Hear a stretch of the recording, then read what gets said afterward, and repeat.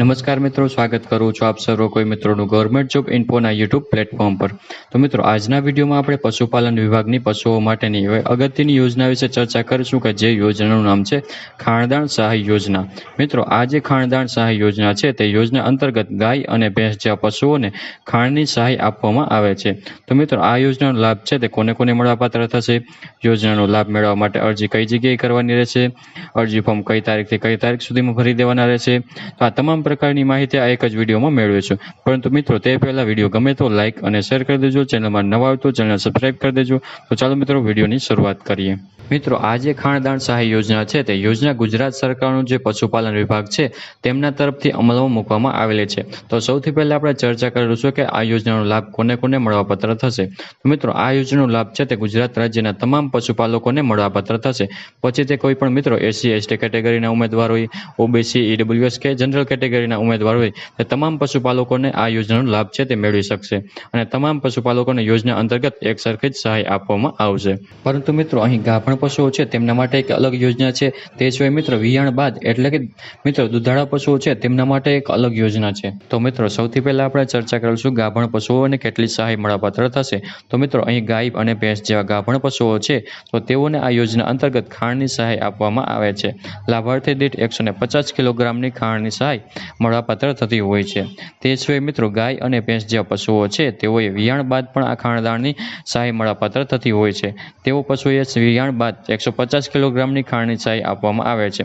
એટલે કે મિત્રો, આ યોજના છે ખાણદાણ સહાય યોજના છે તે યોજના અંતર્ગત ગાય અને ભેંસ જેવા પશુઓ છે તેઓ જ્યારે ગાભણ હોય ત્યારે પણ 150 કિલોની ખાણની સહાય આપવામાં આવે છે અને વિયાણ બાદ પણ 150 કિલોની ખાણની સહાય આપવામાં આવે છે।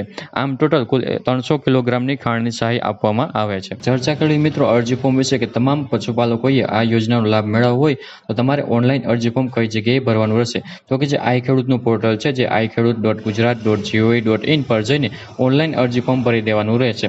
ઓનલાઈન અરજી ફોર્મ 15/6/2024 થી શરૂ કરી દેવામાં આવ્યા છે। 15/6/2024 થી લઈને 15/7/2024 સુધીમાં તમારે ઓનલાઈન અરજી ફોર્મ ભરી દેવાનું રહેશે। ઓનલાઈન અરજી ફોર્મ ભર્યા પછી તેની પ્રિન્ટ કાઢી લેવાની રહેશે।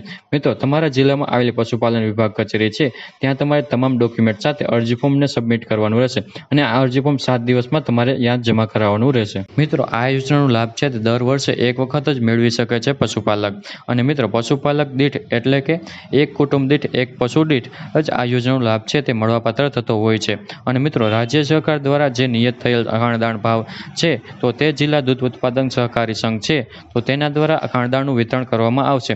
એટલે કે મિત્રો, ત્યાંથી તમને ખાણદાણ સહાય મળવાપાત્ર થશે। ચર્ચા કરેલી મિત્રો ડોક્યુમેન્ટ વિશે કે અરજી ફોર્મ ભરવા માટે કયા કયા ડોક્યુમેન્ટની જરૂર પડશે, તો મિત્રો જેમાં જાતિનો દાખલો, અરજદાર દિવ્યાંગ હોય તો દિવ્યાંગતાનું પ્રમાણપત્ર, રેશન કાર્ડ, ફોટાવાળું ઓળખપત્ર અને પશુ વિયાણ હોય તો તે અંગે સંબંધિત સરકારી પશુધન નિરીક્ષકનું પ્રમાણપત્ર। તો આટલા ડોક્યુમેન્ટની ફોર્મ ભરવા માટે અરજી ફોર્મ કરવા માટે તમારે ડોક્યુમેન્ટની જરૂર પડશે। તો આવી રીતે મિત્રો પશુપાલન વિભાગની અગત્યની યોજના કહી શકાય પશુઓ માટે ખાણદાણ સહાય યોજના કે જે યોજના અંતર્ગત ગાય અને ભેંસ જેવા પશુઓને ખાણની સહાય આપવામાં આવે છે। તો આશા રાખું છું કે વિડીયો પસંદ આવ્યો હશે। વિડીયો પસંદ આવ્યો હોય તો લાઇક અને શેર કરી દેજો, ચેનલમાં નવા હોય તો ચેનલ સબસ્ક્રાઇબ કરી દેજો। ફરી મળીશું નવા વિડીયોમાં નવા ટોપિક સાથે। ત્યાં સુધી મિત્રો, જય હિન્દ, જય ભારત।